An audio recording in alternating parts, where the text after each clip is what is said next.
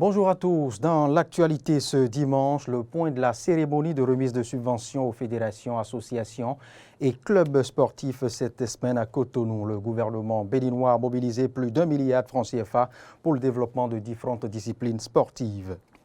À suivre, les vendeuses de pain continuent d'appliquer les nouveaux tarifs par endroit malgré la précision du gouvernement de maintenir intact, autrement dit à 125 francs, le prix de vente de pain au Bénin. Et puis, hors de nos frontières, la situation en Ukraine, le président Volodymyr Zelensky a lancé samedi matin un appel à la Russie, estimant qu'il était temps de discuter de paix et de sécurité. Voilà pour le sommaire.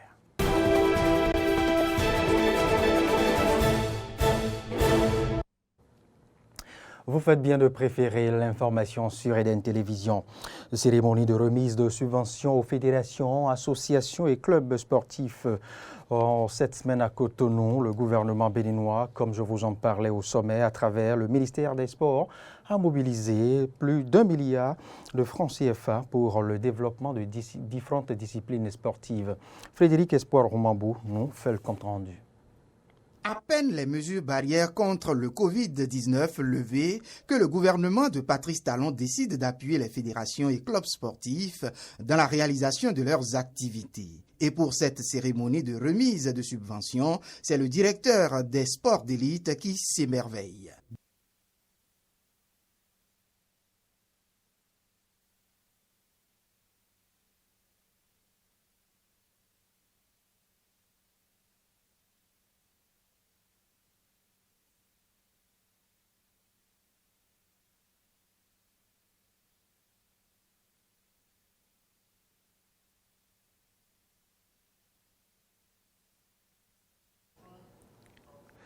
Eh bien, toutes nos excuses pour ces quelques couacs techniques. Nous allons retrouver cet élément dans nos prochaines éditions. L'exposition des 26 œuvres royales récupérées auprès de la France, ouverte au public depuis le 20 février, se poursuit au Palais de la Marina de Cotonou. Clémence Tonouquin y a fait un tour jeudi et voici son point. Des centaines de personnes, tous âges et toutes nationalités confondues, ont visité ce jeudi 17 mars l'exposition des 26 trésors royaux à la présidence du Bénin. Cette affluence témoigne de ce que personne ne veut se faire compter l'exposition. Après avoir parcouru l'espace de 3600 mètres carrés qu'occupe l'exposition, ce sont des sentiments de joie, de fascination, de satisfaction et de fierté qui animent les visiteurs. Et je suis impressionnée par ce que je vois. Si ce n'est pas les trésors royaux, qu'est-ce qu'on viendrait chercher à la présidence de la République? Donc c'est déjà un voyage merveilleux d'imaginer la marina et d'y venir, c'est complètement autre chose. Et deuxièmement, on vient voir quelque chose en fait qui vend favorablement notre pays. Quand vous voyez ces œuvres à la télévision et quand vous les voyez vraiment en vrai, c'est carrément autre chose. J'ai été rassasiée de satisfaction quand j'ai vu des enfants venir. On est un jour ouvrable et c'est plein. C'est vraiment beau. C'est le Bénin qui gagne et c'est l'Afrique qui en ressort avec beaucoup de fierté. Mes sentiments, c'est d'abord le sentiment de joie parce que nous partageons la même culture, le Bénin, enfin l'Afrique. Et quand on voit toutes ces expositions, ça nous rappelle de l'histoire. C'est qu'avec nos ancêtres, en tant qu'Africain, je suis vraiment rempli de joie. Je dis bravo au gouvernement du Bénin et je pense que les autres gouvernements de l'Afrique vont emboîter le pas pour faire la même chose. Déjà à cette étape de la visite, j'ai juste envie de dire waouh! Waouh pour mon pays parce que du simple fait qu'on a pensé à cette restitution de ces œuvres, c'est juste waouh pour nous. On ne maîtrisait pas forcément l'histoire. On nous l'a raconté en partie, on vient encore de nous la raconter. Je pense que c'est énorme pour nous. Et je suis juste émerveillée, je dirais, pour le nombre de personnes que je vois. Vous voyez combien de fois cette visite a de l'engouement. Notre équipe a surpris les femmes de la cellule de l'Union des professionnels des médias, venues également faire une immersion dans le passé glorieux de l'histoire de notre pays. La coordonnatrice Pulchérie Bemenou a estimé que cette initiative s'est révélée être la meilleure pour marquer la journée de la femme célébrée le 8 mars. On a réfléchi à l'activité qu'on pouvait organiser dans le cadre de 8 mars on s'est dit, tiens, il serait mieux pour nous de faire une visite ici au Palais de la République. C'est pour cela que nous sommes là. Et je vous assure qu'on a été vraiment éblouis par tout ce qu'on a vu. Les trésors royaux ramenés, l'art contemporain. On a vu le travail que faisaient nos artistes et ce que font aujourd'hui nos artistes, ceux qui sont là. Vraiment, c'est génial, c'est inimaginable. On n'a pas été déçus, on a vu juste qu'il fallait le faire. Si on avait une autre activité, je ne pense pas que ça pourrait avoir le poids que nous sommes en train de constater aujourd'hui. Pour les visiteurs interrogés, aucun Béninois ne devrait rater cette exposition. Et je pense que chaque enfant du Bénin, d'où qu'il soit, où qu'il soit à Natitengu, à Tchoumi, à Parakou, à Cotonou, devrait faire un tour ici. Ne ratons pas cette opportunité-là.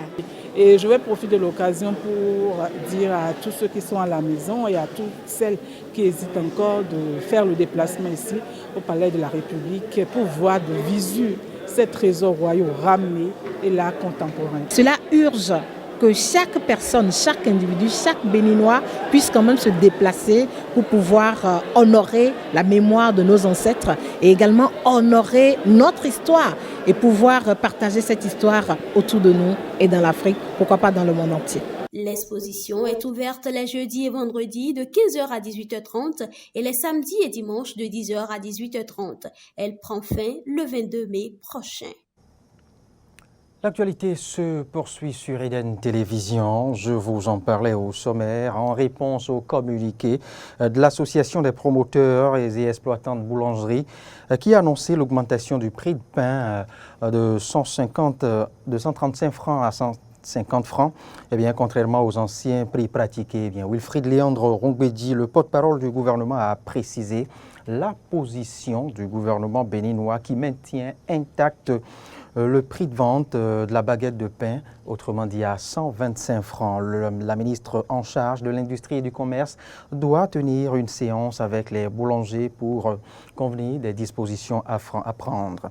Mais en attendant cette rencontre, les vendeuses continuent d'appliquer les nouveaux tarifs, les nouveaux prix de vente dans les rues de Cotonou et d'Abomey-Calavi. Nous changeons de registre. Nous sommes à l'université d'Abomey-Calavi. Le Centre des œuvres universitaires et sociales d'Abomey-Calavi, COUS-AC, dans un communiqué publié jeudi dernier, a informé la communauté estudiantine de la suspension des transports des étudiants jusqu'à nouvel ordre. En cause, la pénurie nationale et internationale, la pénurie de carburant bien évidemment, observée dans le domaine des hydrocarbures et qui perturbe l'approvisionnement en gasoil et dans un bon nombre de pays. Une équipe de la rédaction de Eden TV Diaspora FM s'est rendue sur le campus d'Abomey-Calavi pour se convaincre de la situation. Campus d'Abomey-Calavi, il est 13h. Les arrêts bus sont déserts, chose inhabituelle à la mi-journée. Et pour cause, une décision de la DECOUS de suspendre le transport des étudiants pour pénurie d'hydrocarbures nationales et internationales.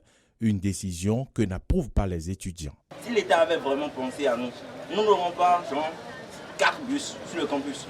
Parce que seulement la ligne 5 peut prendre 2 bus. Seulement la ligne 5. C'est une très mauvaise idée de suspendre le transport universitaire parce que les étudiants en souffrent.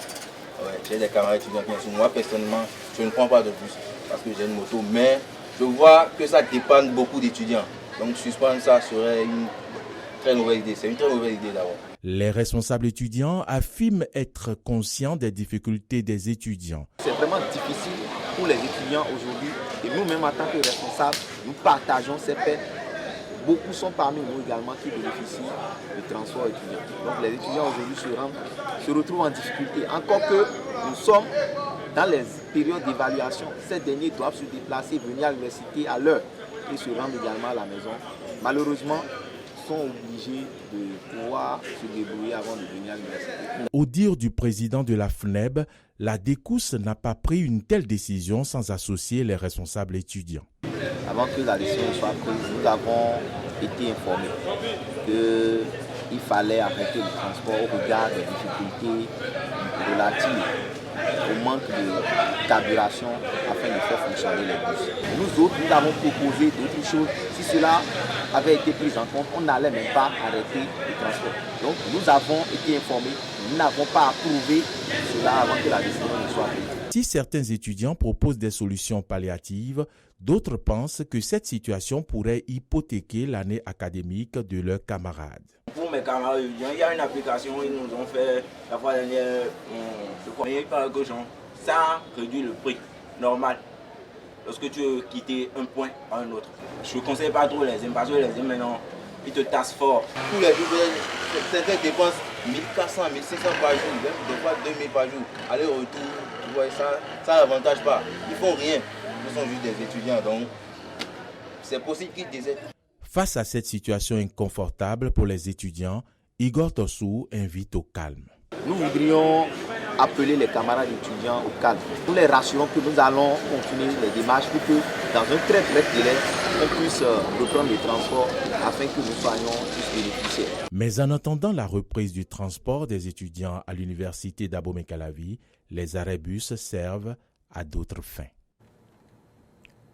Nous poursuivons ce journal. À l'issue de cette décision de suspension, les responsables d'étudiants ont entamé une série de négociations avec les responsables du Centre des œuvres universitaires et sociales d'Abomey-Calavi, lesquelles négociations ont porté leurs fruits et ont abouti bien évidemment à la reprise des transports à compter de demain lundi 21 mars 2022.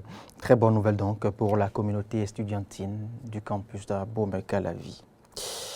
Renforcer l'éducation aux droits humains au Bénin, c'est l'objectif poursuivi par Amnesty International Bénin qui a réuni à la fin de cette semaine des professionnels des médias pour les former justement et les aider à œuvrer ensemble pour des communautés éduquées et engagées pour les droits humains. Le compte rendu avec Clémence Touncoin. 30 journalistes exerçant dans les organes de presse au Bénin ont pris part à cet atelier de formation. Pendant 24 heures, les participants ont été outillés sur les techniques de surveillance, documentation et rapportage des allégations de violation des droits humains. Cette activité, initiée par Amnesty International Bénin, s'inscrit dans le cadre de sa mission. Depuis plusieurs années, Amnesty International travaille donc à contribuer substantiellement à l'éducation aux droits de l'homme dans notre pays. En plus des actions en milieu scolaire, nous œuvrons en milieu communautaire afin de faire de la connaissance des droits humains la chose la mieux partagée. Aujourd'hui, nous initions une formation pour les hommes des médias que vous êtes, en vue de renforcer ce dispositif que nous avons déjà sur le terrain.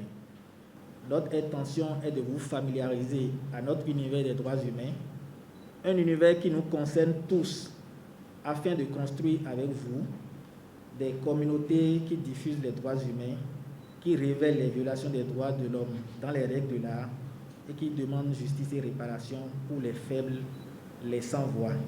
En procédant à l'ouverture des travaux, la vice-présidente de la Haute Autorité de l'Audiovisuel et de la Communication, représentant le président de l'institution, a fait remarquer que c'est une opportunité qui est offerte aux professionnels des médias pour l'appropriation et la promotion des droits humains. L'Amnesty International Bénin, à travers cet atelier, offre une opportunité aux acteurs des médias pour passer en revue les notions fondamentales, les principes et valeurs des droits humains aux fins de leur appropriation, de leur promotion et de leur intégration dans l'écosystème médiatique au Bénin.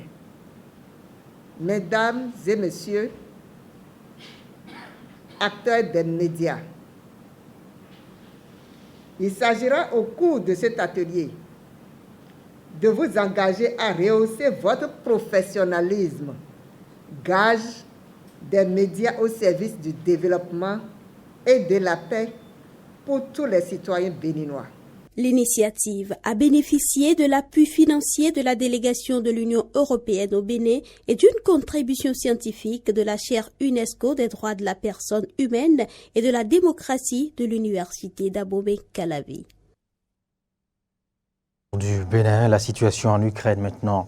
Le président Volodymyr Zelensky a lancé un appel en fin de semaine estimant qu'il était temps de discuter de paix et de sécurité. La veille, déjà plus précisément le vendredi, l'armée russe a affirmé avoir réussi à pénétrer et combattre au centre-ville de Mariupol.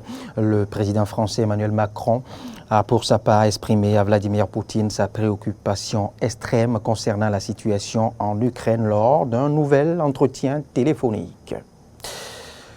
Mesdames et messieurs, ce sera tout pour ce point de l'actualité sur Eden Télévision. Merci de l'avoir suivi. On se donne rendez-vous à 19h.